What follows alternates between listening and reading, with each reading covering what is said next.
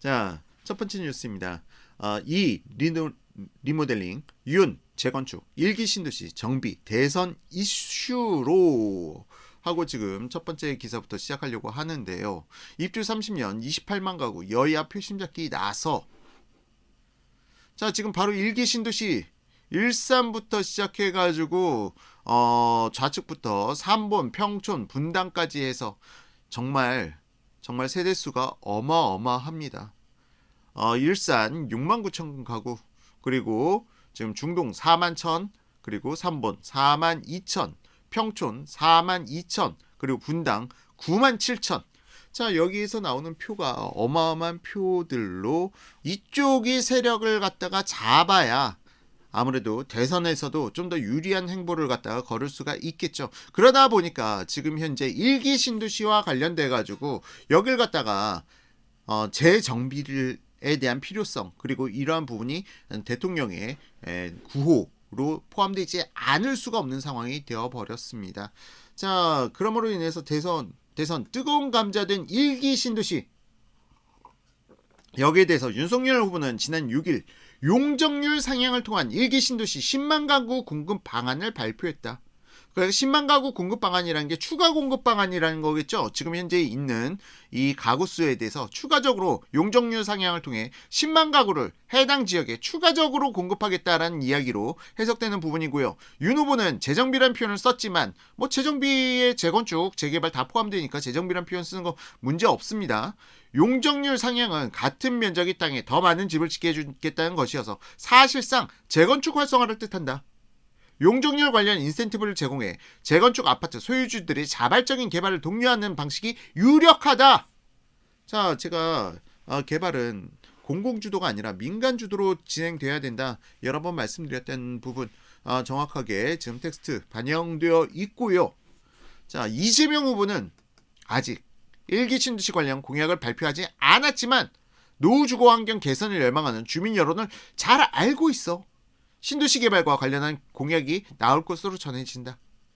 이 후보는 성남시장과 경기지사를 지내면서 일기 신도시 리모델링 활성화 역점 사업을 추진했지만 재건축 방식도 배제하지 않는 것으로 알려졌다.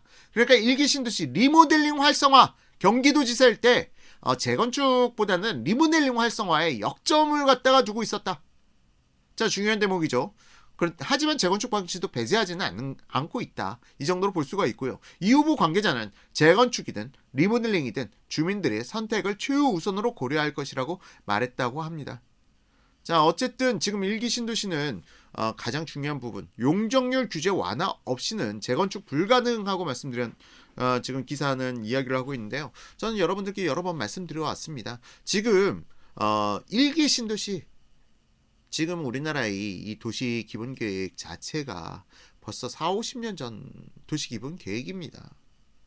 물론 신도시들이야 그 탄생 배경에 따라서, 탄생한 시점에 따라서 도시 기본 계획이 바뀌었겠지만 30년, 그래도 30년 정도가 되어버렸죠.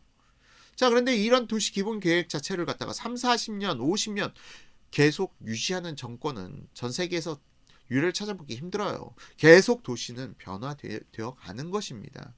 그렇기 때문에 용적률 상향을 통해 가지고 도시의 구조적 변화를 갖다 유도해 내야 되는 부분이 반드시 전 필요하다고 생각하고요. 특히 리모델링의 단점은 지금 일기 신도시에 있어서, 일기 신도시들은 여러 번 말씀드렸다시피 평면도가 면적별로 다 똑같아요. 삼본을 가나 일산을 가나 아니면은 평촌을 가나 다 똑같습니다. 분당을 가나.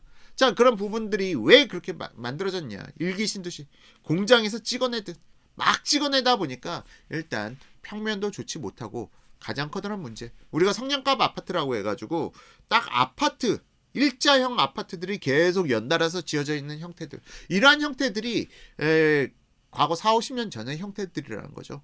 여기서 아무리 지금 별도 한 개 동을 갖다가 새로 증축시킨다거나 아니면 수직 증축을 한다 하더라도 이 구조적 한계를 탈피할 수는 없어요. 최근에 선호받는 조망권이라든지 이러한 부분에 대해서, 따라서 저는 리모델링으로는 한계가 있다. 지금 소비자의 니즈를 맞추는 거에는 분명히 리모델링으로는 한계가 있고, 이러한 부분들이 최근에 건축 트렌드, 그러니까 이 타워형에다가 날개 쪽을 붙여가지고 판상형을 붙여넣는 방식, 이러한 복합으로 인해서 다양한 조망이 한동에서도 각도에 따라서 나올 수가 있도록, 호수면마다 다른 조망이 나올 수 있도록 그렇게 유도해 가면서 꽉 막힌 이런 답답한 조망의 세대들을 최소화시키자는 거죠. 이러한 방법을 통해 가지고 훨씬 더 고급화된 상품을 만들 수가 있고요. 따라서 이러한 부분을 만들어내기 위해서는 분명 리모델링으로는 한계가 있고요. 재건축, 용적률 상향을 통한 재건축이 상당히 훨씬 더 주거의 삶과 질을 개선하는데 큰 영향을 미칠 거라고 생각하는 게 제 생각입니다. 아포유가 생각하는 일기 신도시의 정비 방향은 리모델링으로는 한계가 있다. 분명 재건축으로 가야 한다. 재건축으로 가되 용적률 상향을 갖다가 상당히 개선시켜줘야 될 필요가 있다. 지금 일산과 같은 경우는 지금 현재 용적률 평균이 169%라면은 이런 걸 갖다가 한 260%까지 올려주는, 그리고 뭐 지금 현재 분당과 같은 경우가 184%라면은 300%까지 올려주는 이런 획기적인 종상향이 필요하겠죠. 그 정도의 용적률 상향이 필요하려면은 종상향이 필요할 겁니다. 이러한 종상향까지도 과감하게 진행하면서 좀 상당히 좀 용적률을 우리 지금까지 생각했던 거를 갖다 파괴할 정도 수준의 용적률 상향을 갖다가 해주는 것이 지금 오히려 주거 쾌적성을 높이는데 유리할 것이다 라는 부분 다시 한번 말씀드리고요. 이재명은 리모델링, 윤석열은 재건축이라고 하는데 이재명이라고 해서 리모델링만 주창하는 건 아니다. 재건축도 지금 같이 고려하고 있다고 하는데 경기도지사일 때는 리모델링으로 많이 밀어붙였다는 부분, 이러한 부분 때문에 신문 기사에서는 이재명은 리모델링, 윤석열은 재건축 이렇게 바라보고 있는 거 아닌가 하고 기사 제목을 뽑아낸 것 같습니다.